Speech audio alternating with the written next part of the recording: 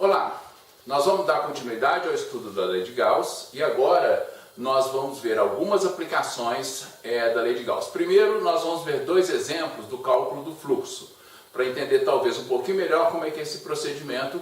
Depois nós vamos ver três exemplos de como é que, por conta de algumas simetrias especiais que alguns problemas têm, a gente pode aplicar a lei de Gauss no cálculo do campo magnético, no cálculo do campo elétrico, tá? Então vamos lá. Primeiro exemplo que nós vamos fazer é o seguinte: imagina que eu tenho um campo elétrico, uniforme, tá? Tá certo? Eu tenho um campo elétrico uniforme, ou seja, esse campo aqui, né, tem o seu módulo, direção e sentido constantes, iguais em qualquer ponto aqui, né, do nosso espaço. E aí eu vou fazer o seguinte: eu vou querer saber, né, eu vou querer calcular o fluxo deste campo, tá certo? O fluxo deste campo através de uma superfície cilíndrica que eu vou desenhar aqui, ó. Eu vou colocar uma superfície cilíndrica aqui, tá? Essa é uma superfície cilíndrica, lembrando, né, essa superfície tem um raio R e tem, não é, um comprimento H, tá? Lembrando que essa superfície, ela é uma superfície, vamos chamar assim, é um objeto matemático, é uma superfície imaginária, ela não é um objeto material, tá certo? Né? E eu quero calcular o fluxo do campo através dessa superfície, tá? Então vamos só lembrando da expressão que nós temos, né? O fluxo através de uma superfície, ele é integral sobre toda a superfície de E escalar dA.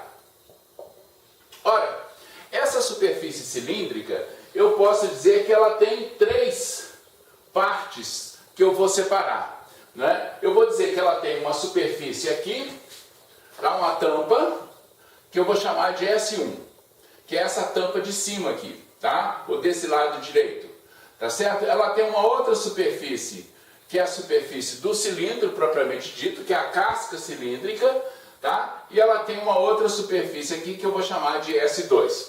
Então eu dividi essa minha superfície, né, em três, né, de tal forma que agora eu posso dizer que o fluxo através dessa minha superfície cilíndrica é um cilindro fechado, tá bem? Tá?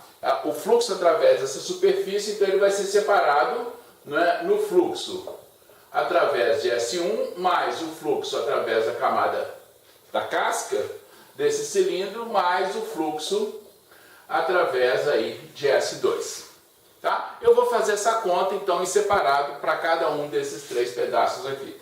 Para fazer isso, eu vou olhar como é que é o meu vetor dA, não é? Eu vou olhar o meu vetor dA nessa superfície. Então vamos olhar aqui, ó. Se eu pegar um elemento de área aqui nessa tampa, o meu vetor dA está nessa direção aqui. Lembrando, tá certo? Que o meu vetor dA, ele é perpendicular à superfície naquele ponto que eu estou considerando. Nessa camada de trás aqui, ó, pegar também um elemento dA aqui, o meu vetor dA, né, lembrando que ele é um vetor que aponta para fora da superfície, tá certo? Né? Esse vetor dA está aqui. E na minha casca cilíndrica, por exemplo, se eu pegar aqui em cima, o meu vetor dA está aqui. Se eu pegar um outro pedacinho aqui, o meu vetor dA está aqui. Ele é sempre perpendicular à superfície cilíndrica. Qualquer ponto, então, né, que você pegar sobre essa superfície, ele vai apontar para fora da superfície e perpendicular à superfície. Vamos lá agora prestar atenção no seguinte. Qual é o fluxo? Esse é um campo uniforme. De novo, vão lembrando, esse campo é uniforme. Portanto, em qualquer ponto do espaço, o campo tem o mesmo valor, tá? Vamos pensar agora no seguinte. Então, vamos pegar a superfície S1. O fluxo na superfície S1 vai ser integral de E escalar dA na superfície S1. Ora, o campo elétrico e o vetor dA na superfície S1, tá certo? O campo elétrico e o vetor dA, eles são paralelos em qualquer ponto da superfície S1. Se eles são paralelos, eu posso dizer então que esse produto aqui é E vezes dA. Ora, O campo elétrico ele é uniforme, ele é constante em qualquer ponto, ele não depende do ponto. Portanto, eu posso dizer que isso aqui é igual a E. Integral de dA é a própria área, não é? Que nós vamos chamar ali, por exemplo, de π vezes r ao quadrado. A área daquela superfície ali. Já que nós fizemos, né, o cálculo do fluxo na superfície S1, vamos olhar o fluxo na superfície S2. Tá? O fluxo na superfície S2, ele é igual à integral em S2 de E escalar dA. Olha só, o campo E, se eu olhar aqui, ó, o campo E, tá? O campo E está aqui. Nesse caso, nesse pontinho aqui. O campo E e o vetor dA são antiparalelos, estão antialinhados. Isso quer dizer que eles têm a mesma direção e sentidos contrários. Portanto, o produto escalar desses dois vetores vai me dar menos E vezes dA. Usando o mesmo procedimento, o campo elétrico, de novo, em qualquer ponto do espaço, o campo elétrico tem o mesmo valor. Não é? Então, nessa tampa aqui, né, o campo elétrico vale E e é uniforme, ele é constante em qualquer ponto aqui, eu posso botar o E para fora, vou ficar então com menos E vezes πr2, já que eu tenho um cilindro, a área dessa tampa é igual à área dessa tampa. Finalmente, o fluxo na superfície cilíndrica. De novo, a integral de E escalar dA, tá certo? Agora, olha o seguinte, como é que é o produto escalar de E e dA nessa superfície aqui? O meu campo elétrico, ele é paralelo, tá certo? A qualquer geratriz, não é? Dessa superfície cilíndrica. Tá? Por quê? Eu botei o eixo do cilindro paralelo ao campo elétrico. Eu botei o eixo do cilindro, quer dizer, eu botei o cilindro de uma tal maneira que o seu eixo é paralelo ao campo elétrico. Tá? Então, nesse caso aqui, E e dA, tá? Nessa parte ali, E é perpendicular a dA em qualquer ponto. Tá certo? E é perpendicular a dA em qualquer ponto, portanto, esse produto aqui vai ser zero em qualquer ponto da superfície. Então, o meu fluxo total, tá certo? Vai ser igual a, de novo, φ1 mais φ na superfície cilíndrica mais φ em S2, que vai ser igual a E vezes πr2 mais 0 menos E vezes πr2, que é igual a 0. Tá? E a pergunta importante que eu vou fazer para vocês ficarem pensando aqui agora é a seguinte. Dentro desse cilindro, tem alguma carga? De novo, tá? Eu dei uma pausa aqui, não é? Para vocês olharem para essa figura, olharem para esse resultado e me dizer o seguinte: tem alguma carga dentro desse cilindro? A resposta é não, tá? Não tem carga líquida dentro do cilindro. Quando eu digo, se estou perguntando se tem carga, se tem algum excesso, seja positivo ou seja negativo. Né? Pode ser que existam cargas, mas o número de cargas positivas é igual ao número de cargas negativas, de tal forma que um neutraliza o outro. Então, dentro desse cilindro aqui, eu não tenho carga. Por que eu não tenho carga? Lembrando, a expressão geral que eu tenho é que o fluxo ele é igual à carga que está envolvida pela superfície dividido por ε0. Se esse fluxo é igual a zero, isso significa que ε0 é uma constante, tá certo? Então, né, ε0 é uma constante, né? Então, isso significa que essa carga Q é igual a zero. Portanto, eu não tenho nenhuma carga dentro dessa minha superfície cilíndrica. Tá? Vamos olhar o segundo exemplo. Esse segundo exemplo ele é bem interessante, né? Porque ele vai me chamar a atenção para alguns pontos que eu discuti aqui. Tá? Esse segundo exemplo, ele é uma geometria bastante diferente, né? É uma geometria bastante diferente, tá? E ele traz agora um campo que não é uniforme. Lembrando, tá certo? O campo ele é não uniforme, né? Mas ele é constante no tempo, tá certo? Nós aqui nessa parte do nosso estudo, né, as grandezas não variam com o tempo, tá certo? Então o meu campo ele não é uniforme, quer dizer o seguinte, em algum ponto do espaço ele muda, lembra do campo produzido por uma carga pontiforme. O campo produzido por uma carga pontiforme ele muda de valor em cada ponto do espaço, mas ele se mantém naquele ponto do espaço ao longo do tempo, ele se mantém constante, tá? Vamos lá, esse problema agora é o seguinte, eu tenho aqui o meu espaço tridimensional e eu venho aqui e coloco um cubo. Tá? Eu vou colocar um cubo nesse meu espaço aqui, tá? Vamos ver se a gente desenha esse cubo direitinho. Pronto.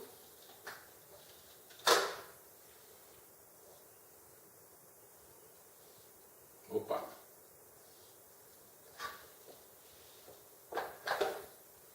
Então eu tenho aqui um cubo que está colocado no espaço, tá certo? Sobre o eixo um pouquinho fora, não é? Um pouquinho fora do meu eixo, tá certo? Esse ponto aqui é o ponto, esse eixo aqui é o eixo X, tá? Só definir os eixos aqui, esse é o eixo X, portanto esse aqui é o eixo Y e esse outro aqui é o eixo Z, tá? Então eu tenho um cubo num espaço tridimensional, esse meu ponto aqui, tá? Esse meu ponto aqui é x igual a 1, esse meu ponto aqui é x igual a 3, tá? Portanto, a aresta desse cubo, só para ficar claro, a aresta desse cubo vale 2 metros, tá? As unidades em geral, os problemas são dados em unidades SI, tá certo? Se nada for falado, eu vou repetir que são unidades SI, eu vou repetir as unidades, né? Mas se nada for falado, tá certo? Né? Entenda que nós estamos trabalhando com unidades SI, tá? Muito bem, então a aresta desse cubo aqui, não é 2 metros, tá? E eu tenho aquele cubo então naquela situação ali. Eu agora, né, vou fazer a seguinte pergunta. Eu tenho um campo, tá certo? Eu tenho um campo que é dado por... Então eu vou escrever meu campo agora aqui. Esse meu campo E, ele é dado por 3xi mais 4j. O campo é dado, né? E é dado, a unidade do campo é dado sobre Newton dividido por Coulomb. Tá? Só para lembrar. Tá? Então, x é dado em metros, campo é dado em Newton por Coulomb. Tá certo? E eu quero saber qual é o fluxo, a minha pergunta, qual o fluxo nas faces do cubo. Essa é a minha pergunta. Qual é o fluxo do campo elétrico? Claro que é o fluxo do campo elétrico. Qual é o fluxo do campo elétrico nas faces do cubo? Olha só, esse problema ele tem uma importância muito grande porque ele é aquele tipo de problema no qual você pode ter a tentação de, como nós fizemos no campo, no problema anterior, você vai dizer, bom, tem um campo uniforme, aqui nessas superfícies aqui, esse campo ele é perpendicular ao DA, aqui é paralelo ao DA, ali é paralelo ao DA, uma está ao contrário, outra está a favor, papum, não sei o que, deu zero. Calma. Como diria o outro, muita calma. Muita calma, porque o campo agora não é uniforme. Por exemplo, se eu olhar nessa superfície aqui, se eu olhar em x igual a 3, nessa superfície aqui, para onde é que aponta o campo? Vamos tentar ver para onde aponta o campo aqui, ó. Em x igual a 3, se x for igual a 3, a componente y do campo é sempre constante igual a 4. Tá? Se eu pegar um ponto qualquer, x igual a 3, portanto, né, um ponto aqui nessa superfície, eu tenho a componente, vamos chamar assim, se eu pegar nessa parte aqui, a componente x do campo vale 9, tá? Lembra, aqui é o campo, então ele não é proporcional à distância, tá certo? Eu tenho que ter uma certa proporcionalidade entre as duas componentes. Olha aqui, ó, o meu campo. A componente EX dele vale 9, tá certo? X igual a 3, 3 vezes 3, 9. Tá? A componente Y dele vale 4. Então, o meu campo nesse ponto aqui, ó, o meu campo nesse ponto aqui, ele aponta de forma oblíqua em relação a essa face. Tá certo? A componente, ele não tem componente na direção Z, Tá certo? Então, esse campo aqui está definido no plano XY. Dessa forma que está aqui. Quando x for igual a zero, se eu pegar no eixo, no plano ZY, quando x for igual a zero, eu estou no plano ZY, tá certo? A componente x vai se anular, esse campo só tem componente vertical. Então, se vocês olharem esse campo, à medida que você for avançando no x, ele está inclinando na direção de x. Aqui ele começou paralelo ao eixo y, à medida que foi progredindo, ele vai, não é, mudando de direção e sentido. Tá claro isso? Tá? Então, esse campo não é um campo uniforme. Além disso, o valor dele para cada ponto x é diferente. Né? Ele muda de valor, não é, a cada ponto x. Tá? Então, esse é o tipo do problema que você tem que resolver cuidadosamente e resolver as equações. Então, eu vou dividir esse cubo em 6 faces. Eu tenho a face da direita, a face da esquerda, a face de cima, a face de baixo, a da frente e a de trás. Vamos olhar a faixa da direita. O que acontece na face da direita? O fluxo, então, na face da direita vai ser o quê? Vai ser a integral naquela face ali, tá certo? A integral naquela face de E escalar dA, na face da direita, de E escalar dA. O que é o meu dA? Essa é outra definição importante. Já que eu vou trabalhar com vetor, até agora a gente tem explorado simetrias e tem abusado dessas simetrias, né, no sentido de que a gente não definiu o vetor dA, vamos dizer assim, vetorialmente. Por quê? Porque explorando simetrias eu já fiz o produto E escalar dA, ou deu zero, ou deu E vezes dA. Agora não. Agora você tem que definir o vetor dA, tá certo? Você tem que definir o vetor dA vetorialmente, tá? Fica meio esquisito falar nisso, mas eu tenho que saber aonde aponta esse vetor dA. Nessa superfície aqui, ó, se eu pegar um elemento de área nessa superfície, o meu vetor dA aponta para cá. Tá vendo? Nessa superfície aqui, o meu vetor dA, na superfície da direita, o meu vetor dA é o módulo de dA vezes unitário na direção I.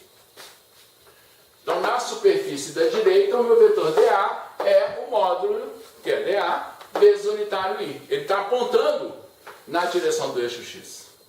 Então, se eu fizer essa conta aqui, ó, então eu vou ter o seguinte, eu tenho integral na superfície, naquela superfície de que? Meu vetor 3xi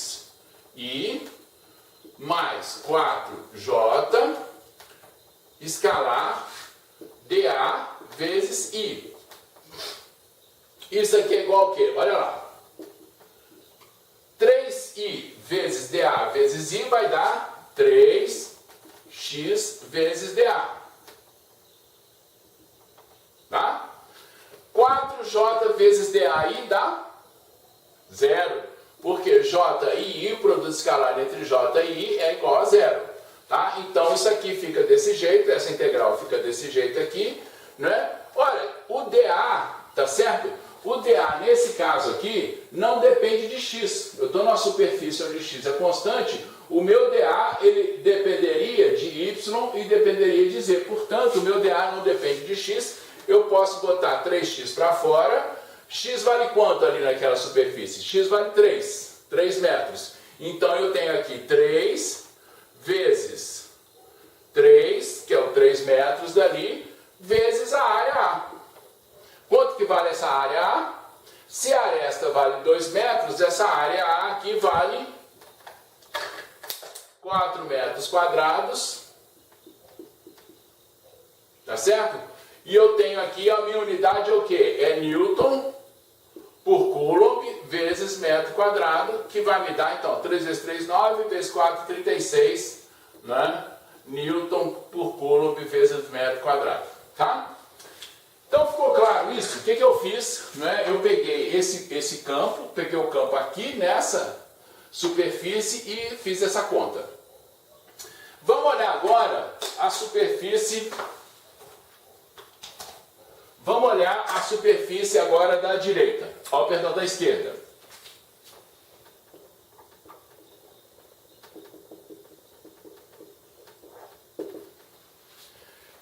que acontece na superfície da esquerda? A mesma coisa. Vamos pensar o seguinte. O meu vetor dA, tá certo? O meu vetor dA está aqui, ó. O meu vetor dA. O meu elemento de área está aqui e o meu vetor dA está aqui, ó. O meu vetor dA nessa superfície aqui da esquerda, tá certo? Na face aqui da esquerda, o meu vetor dA, ele é perpendicular, portanto, ele é paralelo de novo ao eixo x, né? Então eu posso dizer que na superfície da esquerda, o meu dA é igual a menos dA vezes I.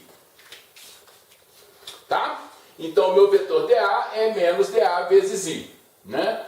Então nesse caso aqui, agora você presta atenção no seguinte, eu vou fazer o mesmo procedimento. Eu vou escrever que o meu fluxo na superfície da esquerda vai ser igual ao quê? Vai ser a integral de EdA na superfície da esquerda, que vai ser, bom, eu vou escrever de novo o meu campo, que é 3i mais, 3xi mais 4j vezes dA escalar, que é menos dA vezes I. Muito bem. Se eu olhar de novo, I vezes J é igual a zero. Continua sendo igual a zero. Tá? Então isso aqui vai me dar, olha, 3, a mesma argumentação. Isso vai dar 3x dA. De novo, dA não depende de x, eu posso botar 3x para fora. Então eu vou ficar com 3, toma cuidado, porque eles vão dizer, 3 vezes 3, não é 3 vezes 3 não, é 3 vezes 1, porque o x vale 1, porque eu estou aqui nessa face aqui, tá? O x vale 1, a área sim, continua valendo 4, né? Newton por Coulomb vezes metro quadrado, isso vai ser 3 vezes 4, opa, faltou o sinal menos, está aqui, ó, tá? Só para ficar claro aqui. Vai ser 3 vezes 4, 12, então é menos 12 Newton por Coulomb vezes metro quadrado. Tá? Então eu calculei, né? Eu calculei o fluxo na face da direita, calculei o fluxo na face da esquerda. Tá? Eu vou manter o cubo aqui, eu vou utilizar esse pedaço aqui, você já sabe qual é a pergunta, você já sabe qual é o campo, então eu vou utilizar esse pedaço aqui para a gente poder, não é, continuar discutindo. Então vamos lá. Só fazer uma separaçãozinha. Eu agora vou olhar a face de cima. Tá certo? Na face de cima. Então vamos escrever o seguinte. O fluxo na face de cima. Tá? Bom, vocês estão percebendo o seguinte. Esse problema, tá? Ele tem várias características importantes. A primeira característica importante é que nós estamos com um campo que não é uniforme. Esse campo está mudando de lugar para lugar, tá? Eu tenho uma figura que eu não posso aproveitar a simetria. O cubo é uma figura que tem simetrias, mas neste caso eu não posso aproveitar as simetrias do cubo, né? Então eu tenho que olhar face por face e fazer a integral do produto escalar entre E e dA. É uma integral, não tem nenhum segredo, é uma integral bem simples, né? Não envolve nenhum tipo de esforço maior, mas você tem que ter em mente algumas características, tá? Então vamos lá. De novo, na face de cima, eu tenho E escalar dA, que eu vou escrever mais uma vez como sendo 3xi mais 4j vezes dA. O que é o dA? Escalar dA. Vamos lá, o dA agora, né? O dA agora, ele é, olha aqui, ó. O dA agora, ele é perpendicular na face. Então, eu vou escrever que na face de cima, o meu dA vai ser igual ao módulo de dA vezes unitário na direção y. Tá? Olha, tá aqui, então eu tenho aqui vezes, né, vezes dA J. Tá? Muito bem. Olha esse produto escalar aqui. Esse I vezes J dá 0. I é perpendicular a J. Então isso aqui vai ficar igual a 4. 4 é constante, né? Tá certo? 4 é constante e tem 4. integral de dA. Tá? Integral de dA é o próprio A. Isso aqui vai me dar, então, 4 vezes 4 metros quadrados. Né? A aresta é 2, é um cubo, né? Então, 4 metros quadrados vezes 4, isso aqui vai me dar 16 Newton Coulomb vezes metro quadrado. Tá? Vamos olhar a parte de baixo.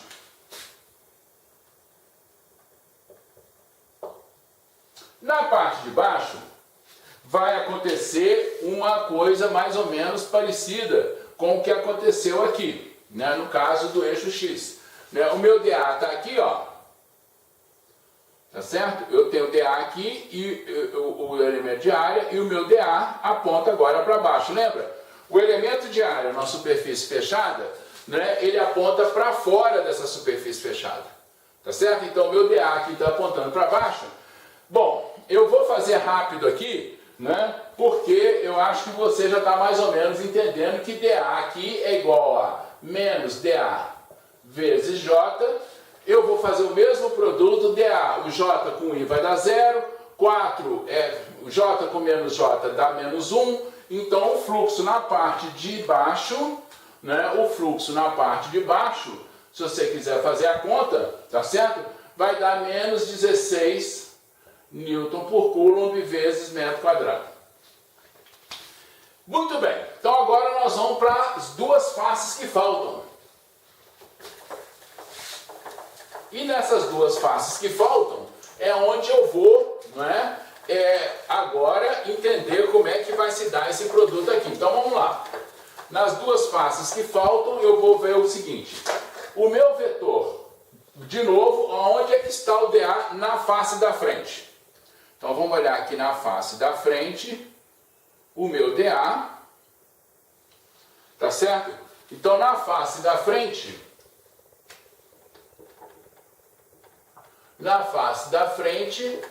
dA é igual a dA vezes o vetor unitário K. O meu dA aponta na direção Z, tá? Então dA é igual a dA vezes unitário K.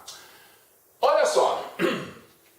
O meu fluxo na face da frente vai ser igual a integral, de novo, de 3xi mais 4j vezes dA vezes K. Bom, como assim? Deu zero? Olha só, nesse momento aqui, eu acho que a gente tem que ter um pouco mais de atenção para o seguinte: nós estamos trabalhando com vetores, então a gente tem que ter cuidado com as operações vetoriais, não é?